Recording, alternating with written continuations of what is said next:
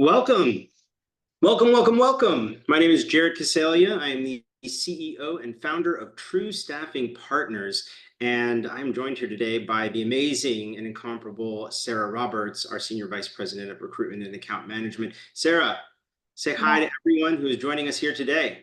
Hello, everyone. Excited to be here. I am based in Raleigh. I manage quite a bit or most of our sales recruitment efforts from individual contributor up through sales leadership and executive. So excited to chat about how we can make a 6 or a 7, a 10, how we can go from I'm a salesperson with no resume to a 10. We're going to cover a lot of great content here. So excited to be here.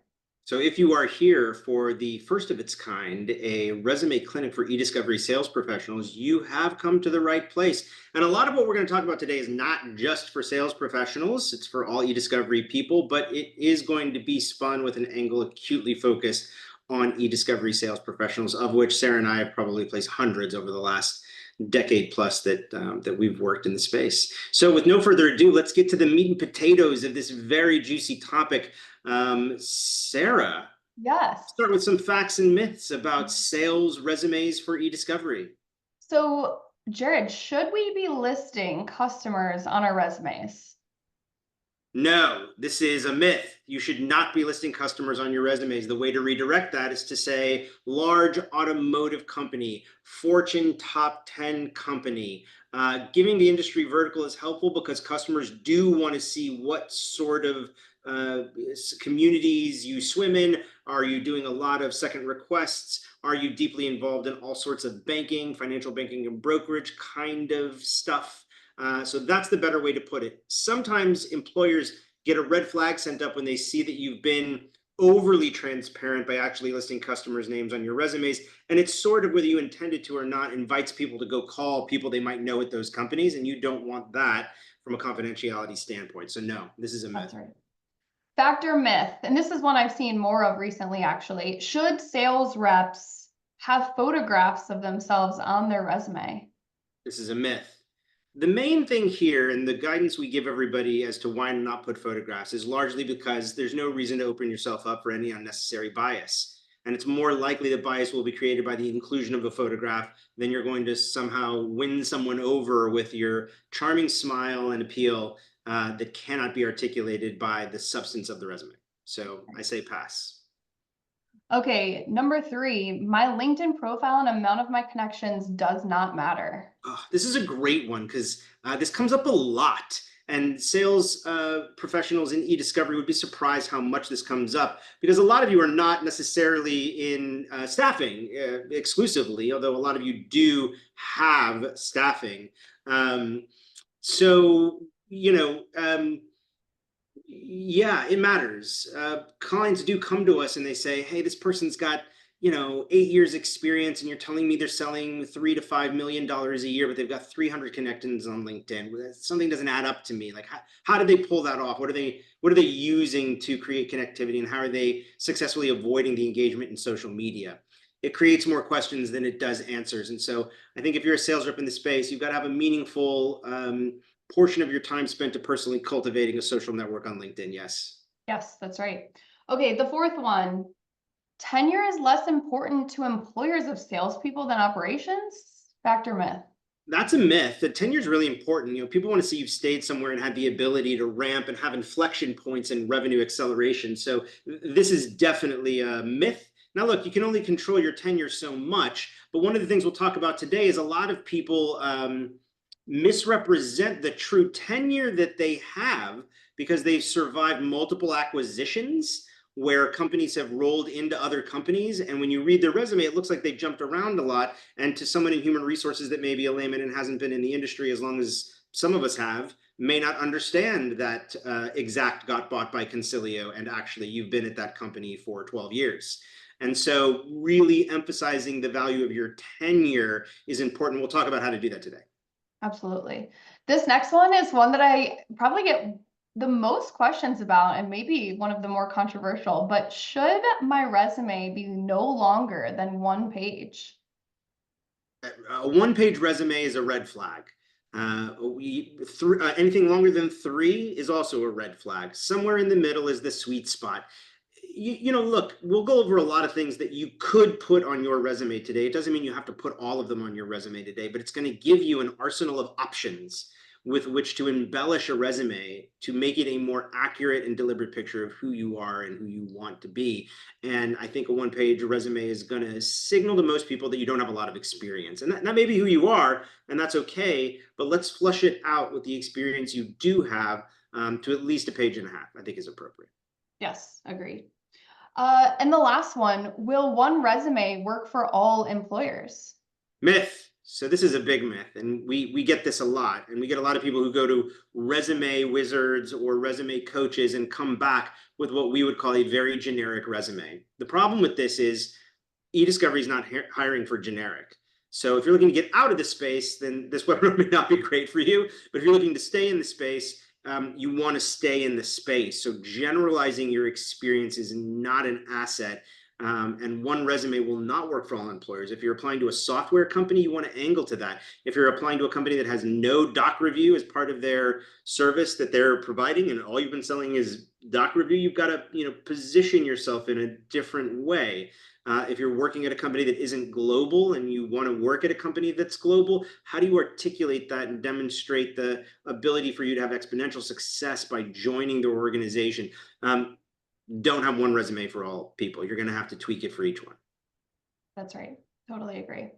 So we're going to go into some top 10s about what we recommend. So the first one is one that we see very often and very important for salespeople is summary, not objective. The objective is already to get the job, right? Like you're applying to the job. That's the point. It's not the way that you want to start out your resume. This is like the juicy part of, I'm a big avid reader. I'm big on Goodreads. So I don't know about everybody else, but it's that summary of the book, and you're going to add it to your TBR list and be something that you want to read and know more about, right? Like this is where you really want to pull somebody in. What is the impact you're going to have to the organization?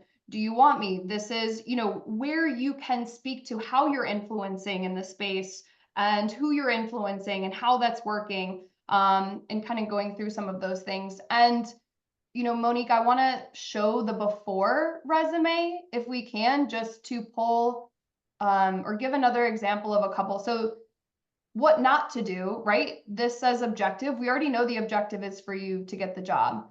And then it says I. You do not want to use first person when we're talking about this. This should be a summary. This should go through how you're going to be qualified for the role. And then it's also a balance of, it's just as delicate to oversell yourself as it is to undersell. You don't want to be positioning yourself for a sales leadership role here in the summary, but you're actually applying for an individual contributor role. And so the summary of who you are as a salesperson in the space is not being articulated appropriately here. They're going to read it and immediately not want to add you to their, TBR list. Hey, Monique, let's go back to those top 5 things on the list, because this helps everybody break down, like, well, what do I put in my summary and what order should it be in? Yep. And these are just some key things to include, right? The years of experience selling in the vertical, an overview of the services and softwares that you're selling, who you're buying from, meaning, are you selling into support managers? Are you selling into partners? Are you selling into corporate general counsel's office? Are you selling mainly at the associate level? Is it a good mix of all of the above? Identifying the stakeholders is key in this summary so they know who you're having relationships with and approaching. Are you doing it all in the channel? Like, you're not going to be able to hide that if that's how you're selling, business. And then in industry verticals that buy for you, right? If you've got a lot of success selling 2Rs, if you've got a lot of success doing offshore, if you've got a lot of success doing managed service agreements, and that's your sweet spot, that's the kind of stuff you want to identify here, as well as if you're in one of those banking, brokerage, life sciences, right? Because that may also trigger something in the hiring manager where they know they have a gap. Right? We don't play well with the banks. We haven't gotten a lot of banking business. This person could complete us in a way and have green pastures here in a way that maybe they don't where they're currently employed. And then the last sentence, which I think is the hardest one for most people to write, is what's your unique value proposition? This is where you get to be less metric and fact driven, and sort of more what's the feeling of working with you, both as someone that buys from you and as a peer or employer? What will it feel like to have you at the company? And an opportunity to put some what I consider evocative words and language, right? Here's where you put things like lead by example, servant leader, culture of kindness, um, uh, proactively putting progressive solutions in front of customers, um, things like that. Sarah, any other comments on this before we keep going on to our second bit of guidance and advice? No, I don't think so. That, like you said, the last part is, the less quantifiable part. It's really important. Yeah, but it This matters. It does. It does. And this is a helpful segue to number two, which is, clear chronology. So, Jared, tell us a little bit about that and how that can be articulated on a sales resume. So I'll draw examples of things that we see that are not helpful. So if you leave the space and you've separated your non-industry experience in some unchronological order from your industry experience, and so if you read it and you're glancing at it, it looks like there's a gap, but oh, then the gap is explained down below. Disaster. You're confusing the reader. Everything should be chronological. Also, you've got to put the actual months of employment. We'll talk about this during the proofreading section of this seminar, but years are not enough. You got to put months. People want months. And when you run a background check, they're going to ask for at least the month, if not the day. So you need to include that on the resume too. The other thing, and this is where we talked about getting acquired. So let's say you worked at company X from 2018 to 2022, and then they got bought by company Y. You don't actually want to list separate dates of employment for the company and then the acquired company. Now it looks like you switched jobs. That's not helpful. What we actually want to see is that you've got tenure and you survived the acquisition and thrived in the acquisition and got better or grew more. The way to do that is to literally spell it out. Here's a date range from the time I was employed to present, and then list separate dates for when that company got acquired so that there's a narrative that is clearly outlined about the trajectory of your chronological employment.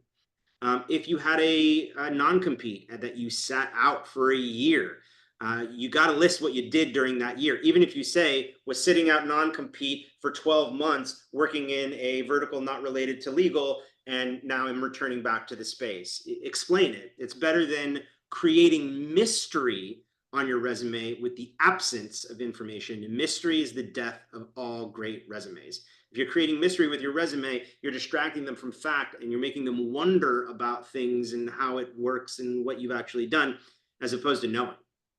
And that dovetails very nicely into number three, which is, what's better really to have, revenue or target transparency, right? I think that there's a big difference. So, tell us a little bit about the differences there and what's Yeah, better. it's a great thing to understand the difference between. So revenue transparency is saying something like, I did $5 million in revenue in 2023. Target transparency is I was at 100% of quota in 2023, but perhaps you're not listing quota because you're not wanting to reveal that information because you either think it's confidential, proprietary, or you don't want them to do the math on their own and figure it out for whatever reason. Obviously, you see where I'm going with this. Revenue transparency is what we recommend people put on their resume. Now, you may put both, right? Both is also fine. $5 million, which was 125% of quota, et cetera, worked, on this much managed review versus this much, processing hosting, had X amount of MSAs that equivocated this much amount of revenue over a 3 to 5 year contract. Breaking down that actual revenue is going to give them a much clearer sense of who you are. And again, it takes the mystery out of it. And the math out of it for your reader. And ultimately, they're all going to ask you these questions on the first interview, if not the second interview. And we recommend to most of our customers that they ask it on the first because they all want to know, what are you selling? How much are you selling? What makes you successful selling those things? And the more that's spelled out on the resume, the more that you can get into what I think is coming next in number 4 and number 5, the real details of your success. So, Monique, in the scope of services, let's show the after resume so that we can see articulation of both what Jared mentioned in revenue versus target transparency as well as scope. And the scope of services sold becomes the conversation starter on your resume, right? These are where your interviewer is going to ask questions about, clarify, talk through. This is where your, okay, review versus ESI hosting versus doc review, all the scopes, is it legal hold? Is it processing? All of the detail is going to come out during those times, right? How large was the deal that you sold? And then what percent was information governance versus EDiscovery versus this? You know, if you put, I generated $20 million of revenue under your experience at a big four in 4 years, was it 20 million your first year in 2018? Was it 20 million your last year? If you're leaving in 2024, you know, you have to articulate what the breakdown and the difference is, because in piggybacking what Jared said earlier, this creates mystery, this creates questions. The more mystery you have, the more that your interviewer, the person that's, you know, looking at your resume to identify you for a position, is going to, you know, have uncertainty and then have hesitation. And you don't want to have that before you even get on an interview, right? Like, these are the details that they want to already have so that they know that you're the right fit for the role. And that's going to facilitate some great interview questions. And if you want, if you're saying to yourself, what are the specific metrics that people want to see, you can actually visit our website and look at our sales assessment, our sales EDiscovery sales self-assessment. And maybe MT, we could throw that link in the Q&A for everyone to see, or in the chat for people to see. Because, you know, look, we don't ask all of our salespeople to fill it out, but when they do, we get that information really clearly so that we can have a more intelligent conversation about their network of success. And it gets into how much, you know, managed review versus ESI, you know, processing versus hosting, how much is MSAs, how much is corporate versus law firm business, how much is in the channel versus direct, how much of this is deals that you're doing holistically versus having to split with other sales reps, right? All of that detail in there actually matters. We're going to keep moving quickly because we've only got about 13 minutes left and we've got a lot more information we want to share. So let's talk about number 5, which is the anatomy of a sale, which is something that I think gets left off of people's resumes frequently. And this goes to one of the bits of guidance that, if you're following us on social media, has been running very actively today, which is a resume shouldn't read like a job description. It should read like a list of accomplishments. And this is kind of your opportunity in the anatomy of a sale to brag about some of your accomplishments. How did you first identify the customer? How did you approach the customer? How did you successfully capture their attention? What was the sales cycle in terms of length and the steps along the way? What's that secret sauce that you brought to the table as a sales representative that helped guide the client to ultimately picking you for that RFP? How were you involved in the RFP? What resources did you engage from your organization or not? Did you do it all by yourself? Understanding levels of autonomy versus levels of support, which we'll also talk about in a second. But here's your opportunity to talk about a milestone, the biggest deal you closed. How did it happen? Create a narrative, right? Revenue is important. That should come at the top, but it's not the only thing. Yeah? Yes, and that kind of goes into our number 6, which we have a whole separate slide for. We have a lot of good content here and information that we can share here. So Jared, break down funneling of experience and how that should look and be articulated on a resume. Yeah, so if you saw our PM clinic for EDiscovery project managers, 1 and 2 are not new to you. That's how we guide people to structure. And you have to think of it like funnels sifting sand sort of all at the same time. So sometimes you're going to negotiate one over the other in terms of order. But one way to talk about your sales success is, how did it occur in the EDRM? If you're selling a ton of legal hold order, talk about that first. If you're doing, you know, a little bit of trial stuff, that should be at the bottom and it should go in the order of the EDRM.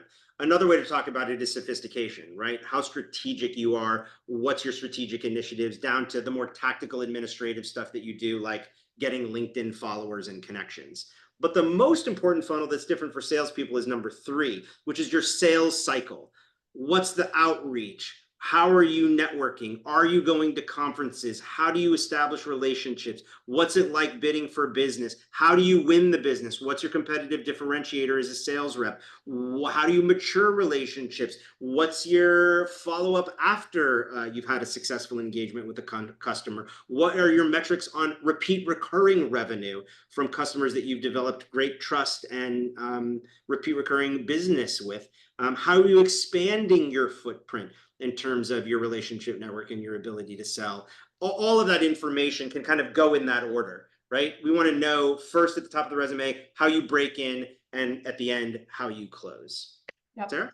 And then as far as, segueing to some of these things on the sales cycle, for number 7, the support systems you may have, right? Do you work with marketing to automate, things that you're posting on social media? Do you work with marketing to create graphics? Do you work with an inside sales team that's going to help generate warm leads for you? Like, that is all very important information. Are you going to conferences and you can show that you influence a client because they came and sat into one of your one of your speaking engagements, and them hearing you be a subject matter expert as a salesperson in the space is what drew them to leave their old client or customer they were using for an MSA and buy from you next time, right? Any support systems and things that you're doing, and that actually segues a bit into number 8 that Jared will get into about employee and community impact. But the support system is really crucial that you articulate that appropriately on a resume. So there's no question about where the revenue is coming from and how you're working within your team and within the organization as a whole. Yeah, and I think support systems also includes, one thing that I know excites a lot of our hiring managers when they see it, and very few people think to put it on the resume or deliberately don't because they don't possess this skill set, is great data stewardship. Somebody that like keeps a clean, up-to-date Salesforce and is somebody that documents all their activity rigorously into ATS or CRM tools. Something like that has a lot of value to an employer, right? Essentially you're signaling to them, and you may want to say it outright, takes personal accountability seriously and is a tremendous data steward, entering all information and activity. So there's no mystery around my performance in terms of KPIs at the business. I mean, I wish I would see that on some of the resumes that, we would get, because it would signal to me a level of trust that I should intrinsically have in this person, that I can lean into and focus on other things in terms of holding them accountable in other ways other than tracking their activity. How that ties into number 8, a lot of people do a lot of things that are above and beyond the call of duty. You want to include that on a resume if you're involved, and not just like, hey, I'm a chair lead of an ACEDGE chapter, although that's a great thing to include, but also, I work in, pro bono capacities by donating my time to, causes that matter to me. And here are some of those causes that matter. And I evangelize these to my customers, and it's important to me that I'm allowed to do these things if I were to join a different organization because I care about them and they're dear to me. This is a place to include it towards the bottom of the resume. I also think a lot of our sales reps, Sarah, come to us and say, I've done things for the business. I've helped impacted the business in ways beyond revenue. I've coached junior sales reps. I've helped marketing create collateral. I've led strategic meetings between current customers and future customers for other sales reps besides myself. There's a lot of these things that people do that impact the business that go above and beyond the call of duty to delivering revenue, and you want to find a place to include those on your resume. Yeah, it shows your network also. It shows just your knowledge of the business, the support, being a good person. It shows that you're a good person without having to get on an interview and say, hey, I'm a good person, buy from me, or in front of a client or something like that. I think it's really important and crucial to include. Well, and look, there are going to be people out there that share those values, right? There are going to be people out there that, I've done a lot of fundraising for things like scleroderma research. Don't ask me why, but it's something that matters to me. It's a pretty weird, unique thing to be involved with. And when I find people that have had a relative that died of scleroderma, there's like an instant connection because you can talk really meaningfully about something that you care about and that they care about, but something that is outside the scope of the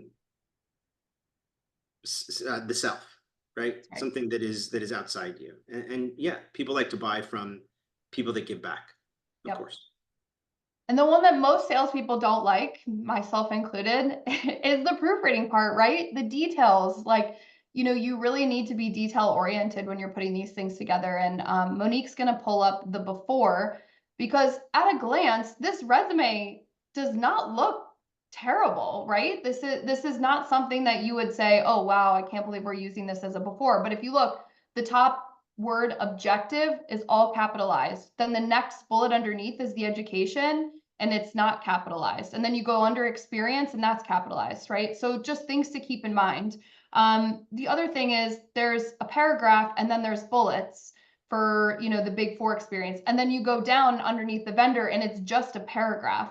Our recommendation, at least for salespeople, I think is bulleted form is most relevant and where that you can articulate it most appropriately. Periods do not go at the end of bullets because they're or shouldn't be complete sentences since it's not paragraph form. So that's very crucial. Another thing here is, just being able to make sure that spell check, like EDiscovery terms aren't always, spelled correctly in spell check, right? You may have the word contacts, right? But that should read contracts. That's so crucial because that makes a huge difference in the way that somebody is reading your resume, especially when it's on the first page and, people are really paying attention, to those top pieces. Knowing when text should be capitalized or not capitalized, there isn't really much tech on here, which is another kind of red flag for a salesperson in a technology driven space, right? So you really want to make sure that you're including those things. Or what about the to versus dash versus double dash? Yes. Oh, Drives me such a crazy. pet peeve. You know, I, I am of the mindset of the dash. I think that it just looks cleaner than using the word to. At the end of the day, consistency is key. So if you prefer one over the other, fine.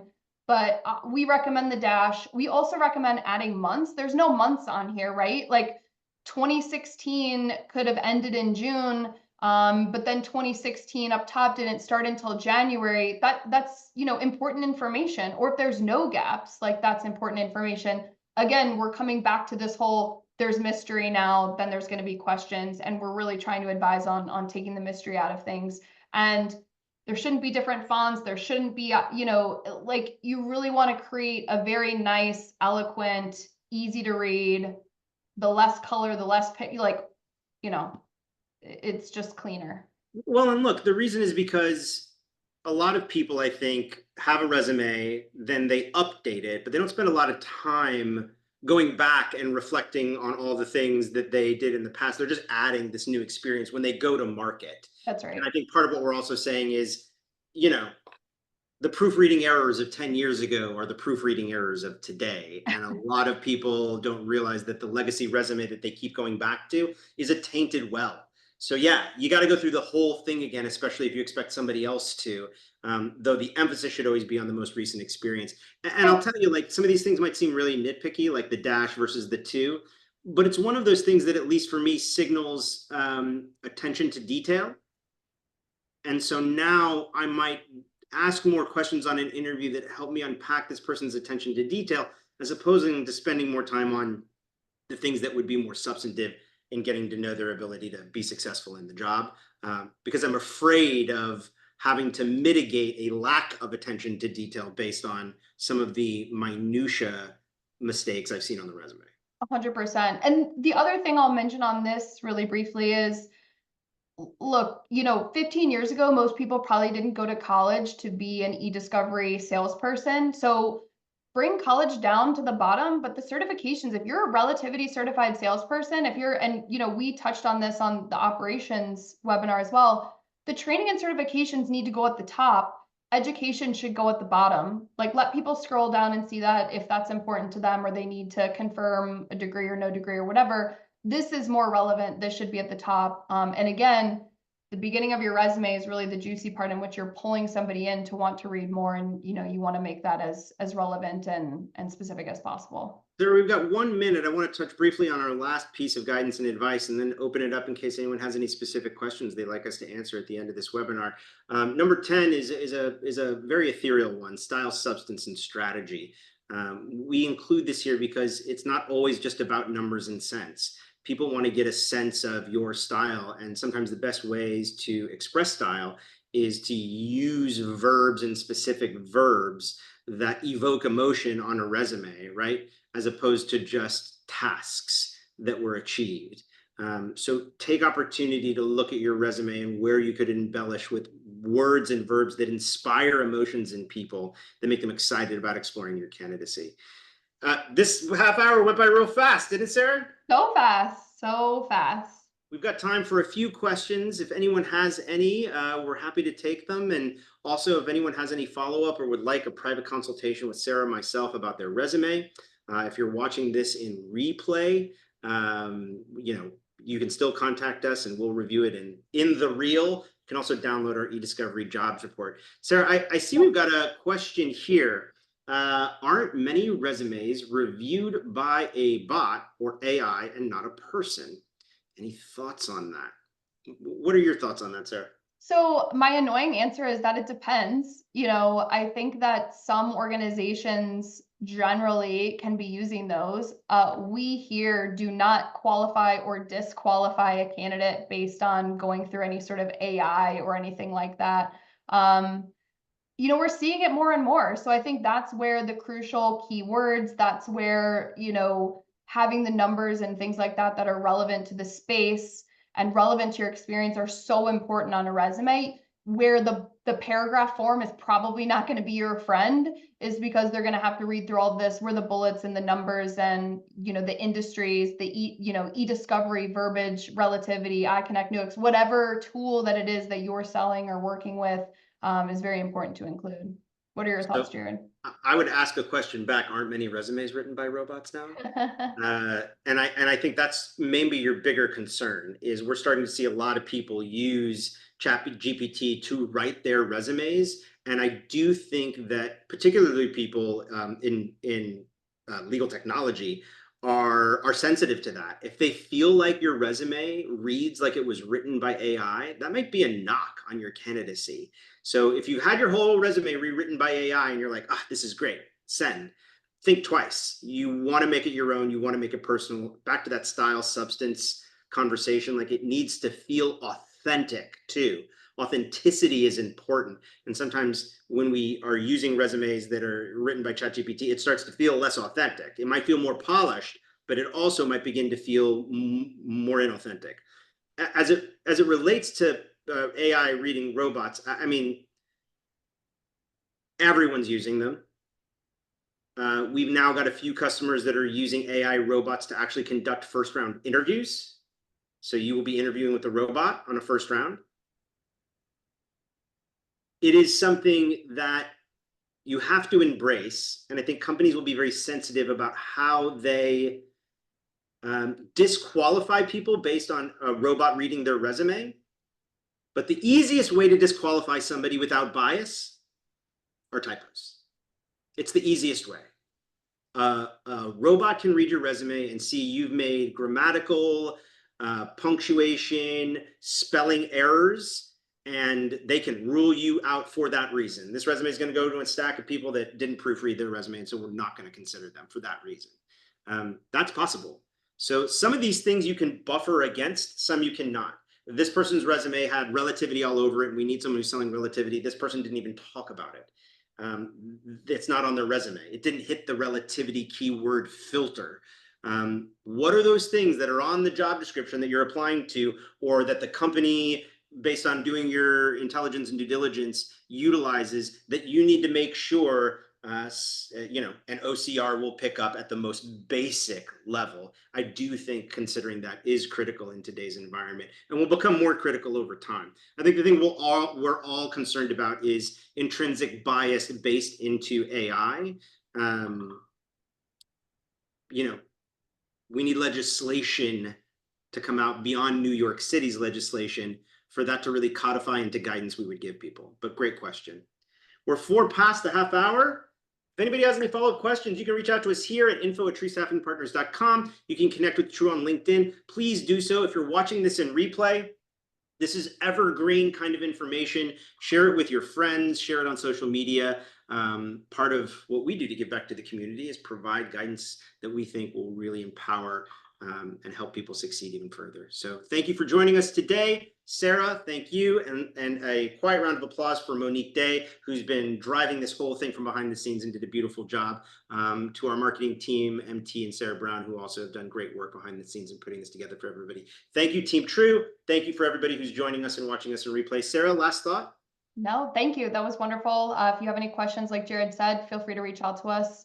We'd love to help answer any questions or maybe dive into a bit more detail that we didn't have time for. So thank you so much. Bye, everyone.